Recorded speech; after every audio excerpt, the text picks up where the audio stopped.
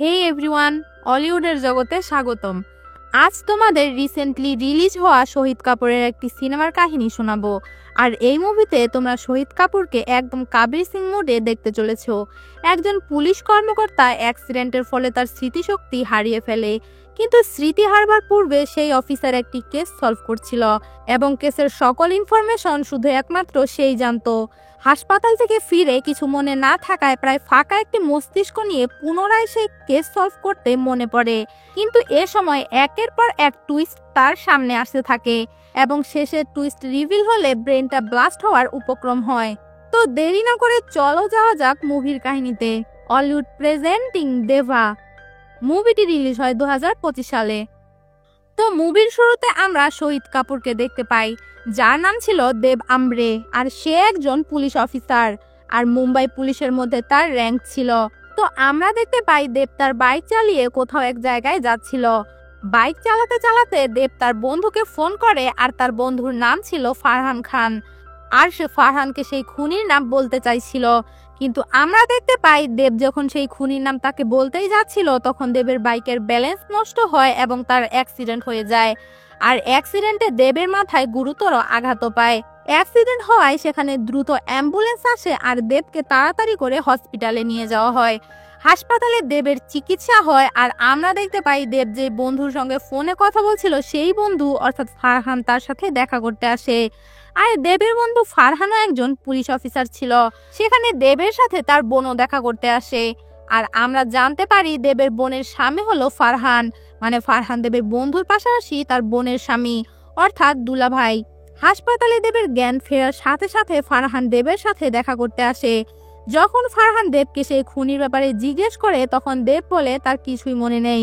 আর দেবের তো সেটাও মনে নেই যে এই ফারহানটাকে, আর সে নিজেই বাকে, মানে বাংলা সিনেমার কাহিনী আর কি।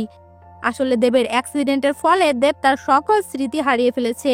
ফারহান দ্রুত দেবের ডক্টরের সাথে কথা বলে, আর সে ডাক্তারকে বলে দেবের এই অবস্থা যেন কাউকে সে না জানায়, মানে দেবের যে স্মৃতিশক্তি হারিয়ে গেছে এই বিষয়ে শুধু ফারহান আর ওই ডক্টরই যেন জানে। আর এরপর ফারহান দেবকে গাড়িতে তোলে এবং তার সাথে নিয়ে যায়। রাস্তাতেই ফারহান দেবের স্মৃতি ফেরানোর জন্য তাকে গল্প শোনাতে থাকে, আর সে তাকে তার সেই কেসের ব্যাপারেও জানায় যে কেসে সে কাজ করছিল। আর এরপর এই মুভির আসল কাহিনী শুরু হয়। এই কাহিনী শুরু হয় কয়েক মাস আগের ঘটনা দেখিয়ে, যেখানে দেখানো হয় দেব আম্রে একজন পুলিশ অফিসার, একদম তার কাবির সিং মুভির মতোই অ্যাটিটিউড ছিল, অনেক বেশি রাগী ও জেদি। এর পাশাপাশি সে নেশা ও ড্রিঙ্কও করে, কিন্তু এসব কিছুর ঊর্ধ্বে সে একজন সৎ ও ইমানদার পুলিশ অফিসার, যে তার কেসগুলো অনেক সুন্দরভাবে পর্যবেক্ষণ করে। আর এখানে আমরা দেবের বন্ধু ফারহানকেও দেখতে পাই, যে একজন ডিসিপি অফিসার। আর দেব তার বন্ধুকে তার বোনের সাথে বিয়ে দিয়ে দেয়, যার ফলে দেবের বন্ধু ফারহান তার দুলাভাই হয়ে যায়। আর ফারহানের বিয়েতে আমরা একজন কনস্টেবল পুলিশকে দেখতে পাই, যার মেয়ে হচ্ছে নায়িকা পূজা হেগড়ে, আর তার মুভিতে নাম হচ্ছে দিয়া। দিয়াও এই বিয়েতে এসেছে। আর দেখা যায় দেব দিয়াকে দেখে পছন্দ করে ফেলে, আর সেজন্য দেব দিয়ার সাথে অনেকক্ষণ কথা বলে, আর ধীরে ধীরে তাদের দুজনের মধ্যে বন্ধুত্ব হয়ে যায়। এরপর আমরা জানতে পারি দেবের ফারহান ছাড়াও আরও একজন বন্ধু ছিল, যার নাম ছিল রোহান। আর রোহানও দেব আর ফারহানের মতো একজন পুলিশ অফিসার ছিল। আর দেব নোটিস করে তার বোনের বিয়েতে রোহান অনুপস্থিত, আর তাই দেব তার বন্ধুর সাথে দেখা করতে সেখানে যায় যেখানে রোহানের ডিউটি ছিল।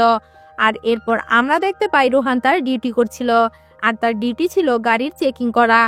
কিন্তু চেকিং এর সময় সেখানে একটি মিনিস্টারের গাড়ি আসে, আর রোহান যখন সেই মিনিস্টারের গাড়ি চেক করতে যায়, তখন মিনিস্টার তাকে চেক করতে নিষেধ করে এবং তিনি রোহানকে অনেক অপমানও করে, আর বলে তোর সাহস থাকলে আমার বাড়িতে এসে আমার থেকে চাবি নিয়ে চেকিং করিস। আর এরপর মিনিস্টার তার লোকজন নিয়ে সেখান থেকে গাড়ি নিয়ে চলে যায়। আর আমরা দেখি সেখানে দেব পৌঁছে গিয়েছিল, আর সেই মিনিস্টার রোহানকে যত অপমান করেছে তা সে দেখেছে। আর এসব দেখে দেবের তো অনেক রাগ উঠে, আর সে তার বন্ধু রোহানকে তার বাইকে বসায় এবং সোজা মিনিস্টারের বাড়িতে যায়। মিনিস্টারের বাড়িতে বসে দেব মিনিস্টারের সকল লোককে পেটায়, আর এরপর দেব মিনিস্টারকে ওয়ার্নিং দেয় এবং তার গাড়ির চাবি নিয়ে তার গাড়ি থানায় নিয়ে আসে। আর আমরা এই সিন দেখে বুঝতে পারি দেব তার বন্ধু রোহানকে অনেক ভালোবাসে। আর পাশাপাশি আমরা এটাও দেখতে পাই দেবের বন্ধু রোহান ও দেবকে অনেক সম্মান করে, আর দেবের থেকে ইন্সপায়ার হয়েই রোহান পুলিশ অফিসার হয়েছে। আর সে সব সময় দেবের মতো একজন পুলিশ অফিসার হতে চায়, মানে দেবের মতো সৎ এবং সাহসী। তো এরপর আমরা দেখতে পাই মুম্বাই শহরে একজন বড় ক্রিমিনাল ছিল, যার নাম ছিল প্রভাত যাদব। আর এই প্রভাত যাদব মুম্বাই শহরের অনেক মানুষকে হত্যা করেছে, আর এ কারণে পুরা মুম্বাই পুলিশ তাকে অ্যারেস্ট করার জন্য খুঁজে বেড়াচ্ছে। আর তাকে যতবারই পুলিশরা ধরতে যায় সে ততবারই সেখান থেকে পালিয়ে যায়। আর এমনটা মনে হয় যে প্রভাত যাদব আগে থেকেই জানতে পারে যে পুলিশ তাকে সেখানে ধরতে আসছে। তো এরপর পুলিশ আবারও টিম গঠন করে এবং প্রভাত যাদবকে ধরতে যায়, কিন্তু প্রতিবারের মতো এবারও সে জানতে পেরে যায় যে পুলিশ তাকে ধরতে আসছে, আর সে তার আস্তানা থেকে আগেই পালিয়ে যায়। কিন্তু সে এবার যাওয়ার আগে তার আস্তানায় একটি বোম সেট করে যায়, আর যখনই সেখানে পুলিশ আসে তখন সেখানে বোমটি ব্লাস্ট হয়ে যায়। আর এই বোম ব্লাস্টের কারণে অনেক পুলিশ অফিসার মারা যায় এবং আহতও হয় অনেকে। আর এই বিষয়ে যখন দেব জানতে পারে তখন সে অনেক রেগে যায়, পাশাপাশি সে দুঃখীও হয়, কারণ তার ডিপার্টমেন্টের অনেক পুলিশ মারা গিয়েছে এবং অনেকে আহতও হয়েছে। আর আমাদের নায়িকা দিয়া যে ছিল তার বাবাও আহত হয়েছে, আর তার পা ভেঙে যায়। আর এই কারণে দেবের আরো বেশি রাগ ওঠে, আর সে ডিসাইড করে যে প্রভাত যাদবকে সে ছাড়বে না। আর এরপর দেব রোহানকে নিয়ে একটি টিম বানায় এবং কয়েকজন পুলিশ নিয়ে প্রভাত যাদবকে ধরতে যায়। আর এবার প্রভাত যাদব জানতো না যে পুলিশ আসতে যাচ্ছে, যার ফলে এইবার তাকে পুলিশের মুখোমুখি হতে হয়। আর আমরা দেখতে পাই প্রভাত যাদব ও তার গুন্ডারা পুলিশদের উপর আক্রমণ করে, কিন্তু পুলিশ টিম সবকিছু সামলে নেয়। আর প্রভাত যাদব যখন পালাতেই যাচ্ছিল তখন রোহান গিয়ে তাকে ঘিরে ফেলে। আর প্রভাত যাদব রোহানকে মারতেই যাচ্ছিল তখনই সেখানে দেব এসে রোহানকে বাঁচিয়ে নেয় এবং প্রভাত যাদবকে গুলি করে। আর প্রভাত যাদব গুলি খেয়ে জয় বাংলা হয়ে যায়। কিন্তু দেব এখানে বাকি সব পুলিশদের বলে প্রভাত যাদবের এনকাউন্টার সে করেনি, বরং সেটা রোহান করেছে। আর দেব এটা এজন্য করেছে যাতে রোহানের যে বাবা রয়েছে সে রোহানকে নিয়ে গর্ব করে, কারণ রোহানের যে বাবা সে রোহানের পুলিশ হওয়ায় খুশি ছিল না। কিন্তু এই এনকাউন্টারের ফলে রোহান যখন মেডেল পাবে তখন রোহানের বাবা যাতে খুশি হয়। আর এসবের পরে রোহান আর দেব অনেক খুশি ছিল, আর এই কারণে তারা দুজন পার্টিও করে। এরপর কিছুদিন পরের দৃশ্য দেখানো হয়, যেদিন রোহানকে প্রভাত যাদবের এনকাউন্টারের মেডেল দেওয়া হবে। তো এরপর রোহানকে স্টেজে ডাকা হয় এবং তাকে মেডেল দেওয়া হয়। আর অ্যাওয়ার্ড নেওয়ার পর রোহান মাইকে স্পিচ দিতে যায়, যেখানে রোহান কথা বলা স্টার্ট করে তখন কোথা থেকে যেন একটি গুলি আসে এবং রোহানের বুকে লাগে, আর রোহান সেখানে সাথে সাথেই মারা যায়। আর এটা দেখে দেব ও ফারহান সহ সকল পুলিশ হতভম্ব হয়ে যায়, আর কেউ বুঝতে পারে না এই হামলাটা করলো বা কে। এরপর আমরা দেখি রোহানের মৃত্যুতে দেব আরো রেগে গিয়েছিল, আর ডিসাইড করে যাই হয়ে যাক না কেন সে রোহানের খুনিকে খুঁজে বের করেই ছাড়বে। এরপর দেব ফারহানের সাথে কথা বলে, আর ফারহান যেহেতু মুম্বাই পুলিশের ডিসিপি ছিল তাই সে ফারহানকে বলে যে সে নিজে এই কেসটা হ্যান্ডেল করতে চায়, আর সে চায় ফারহান যেন রোহানের মার্ডার কেসের দায়িত্বটা দেবকে দিয়ে দেয়। আর এরপর দেব একটি পুলিশ টিম গঠন করে এবং রোহানের মার্ডার কেস সলভ করতে লেগে পড়ে। সবার আগে দেবের প্রভাত যাদবের লোকদের উপর সন্দেহ হয়, কারণ সবার সামনে প্রভাত যাদবকে এনকাউন্টার করা পুলিশ ছিল রোহান। তাই দেব ও তার টিমের এটা মনে হচ্ছিল যে তাই হয়তো প্রভাত যাদবের লোকজন বদলা নেওয়ার জন্য রোহানকে খুন করেছে। আর তাই শুরুতে দেব প্রভাত যাদবের সাথে সংযুক্ত সকল মানুষদের ধরতে শুরু করে, আর যাকে যাকে তার সন্দেহ হয় তাদের সকলকে ধরে তাদের প্রচুর পেটায় এবং ইনভেস্টিগেশন করে। কিন্তু রোহানের মৃত্যুর পেছনে কে আছে সেটা তারা জানতে পারে না। যখন দেব প্রভাত যাদবের সাথে সংযুক্ত সকলকে পিটিয়েও কিছু জানতে পারে না, তখন দেবের মনে হয় সেই পলিটিশিয়ানের হাত নেই তো এই হত্যার পেছনে, যার বাড়িতে গিয়ে দেব ও রোহান মারামারি করে এসেছিল আর তার গাড়ি থানায় নিয়ে এসেছিল। অনেকগুলো কারণ ছিল রোহানকে মারার। দেব ও রোহান গিয়ে মিনিস্টারের লোকজনকে মেরেছে, তার গাড়ি জব্দ করেছে এবং তাকে অনেক অপমান করে এসেছে। তাই এই কারণে হয়তো সেই মিনিস্টার রোহানকে মেরে ফেলেছে, দেব এটাই ভাবতে থাকে।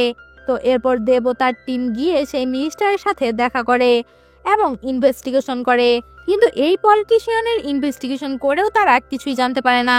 আর এখন যখন ইনভেস্টিগেশন করেও দেব কিছু জানতে পারছিল না, তখনই হঠাৎ করে দেবকে রোহানের এক গার্লফ্রেন্ড কল করে, আর রোহানের গার্লফ্রেন্ডের নাম ছিল রেবেকা। এই রোহান ও রেবেকা দুজন দুজনকে অনেক ভালোবাসতো এবং তারা সামনেই বিয়ে করতে যাচ্ছিল, কিন্তু বিয়ের আগেই রোহানের মৃত্যু হয়ে যায়। এখন দেখা যায় রেবেকা দেবের সাথে দেখা করতে চায় এবং তাকে একটি হোটেল রুমে দেখা করতে বলে। আর সে দেবকে বলে সে যাতে দ্রুত তার সাথে দেখা করে, তার সাথে রোহানকে নিয়ে জরুরি কথা বলার আছে। পাশাপাশি দেবকে রোহানের সাথে সংযুক্ত একটি জিনিসও দেখানোর আছে, আর রেবেকা চায় দেব যেন এটা অবশ্যই দেখে। এসব ফোনে শোনার পর দেব সোজা রেবেকার সাথে দেখা করতে হোটেল রুমে যায়। তো সেখানে তাদের দুজনের মধ্যে কি কথাবার্তা হয় তা এখন আমাদের দেখানো হয় না। তো এরপর আমাদের অন্য একটি সিন দেখানো হয়, যেটা ছিল দেবের অ্যাক্সিডেন্ট, যেটা আমরা মুভির শুরুতে দেখতে পেয়েছিলাম। অর্থাৎ বাইক চালাতে চালাতে দেব ফারহানকে কল করে এবং তাকে জানায় সে খুনির ব্যাপারে জানতে পেরেছে। আর তখনই তো দেবের অ্যাক্সিডেন্টটা হয়েছিল। আর এখানেই অতীতের কাহিনী শেষ হয়। আর আমরা জানতে পারি এই ঘটনাগুলো ফারহান দেবকে শোনাচ্ছিল, যাতে তার স্মৃতিগুলো মনে পড়ে। এরপর দেখা যায় ফারহান গাড়ি করে দেবকে তার বাড়িতে নিয়ে যায়। আর যাওয়ার আগে ফারহান দেবের হাতে রোহানের কেসের ফাইল দিয়ে দেয়, যাতে দেব রোহানের মার্ডার কেস সম্পর্কে জানতে পারে আর তার যাতে মনে পড়ে খুনিটা কে ছিল। আর দেবকে তার বাসায় রেখে ফারহান সেখান থেকে চলে যায়। এরপর আমরা দেখতে পাই দেব রোহানের মার্ডার কেসের ফাইল সম্পূর্ণভাবে পড়ে। পরের দিন থেকে দেব রোহানের মার্ডার কেসের ইনভেস্টিগেশন আবারও শুরু করে। আর সে তার পুলিশ টিম নিয়ে সে সকল সাসপেক্টকে ধরে যাদেরকে সে সন্দেহ করেছিল।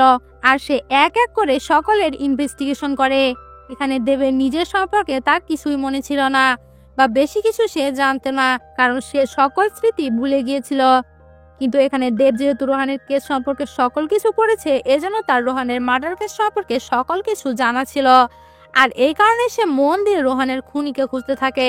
তো কিছুদিন পর রোহানের পরিবার রোহানের মৃত্যুর জন্য একটি শোক সভা আয়োজন করে।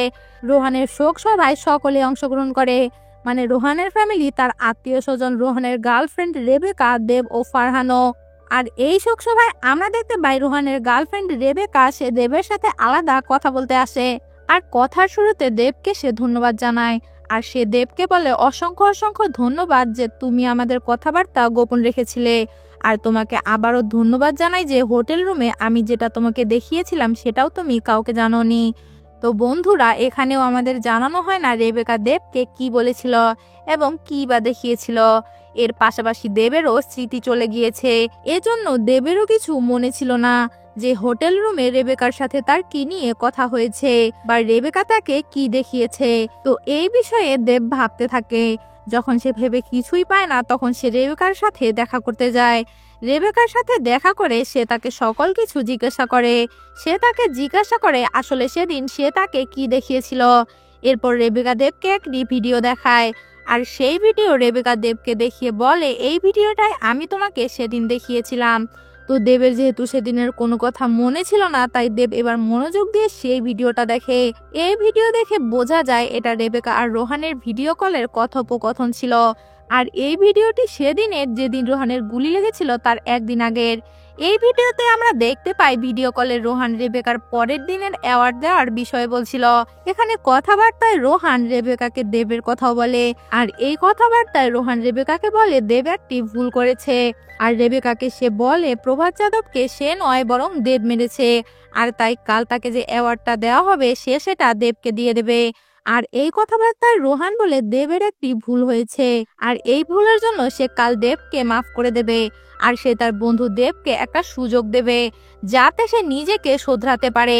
সে সুযোগ দিচ্ছে কারণ সে তার বন্ধু দেবকে অনেক ভালোবাসে। আর এই ভিডিওটি দেখে দেব ভিডিওটা সোজা ফারহানকে দেখায়। আর এই ভিডিও দেখে দেব ফারহানকে জানায় এই ভিডিও তাকে রেবেকা দিয়েছে। ভিডিও দেখে এবং কথা শুনে ফারহান দেবকে জানায় যেই রাতে তোমার অ্যাক্সিডেন্ট হয়েছে সেই রাতে তুমি রেবেকার সাথেই দেখা করেছিলে।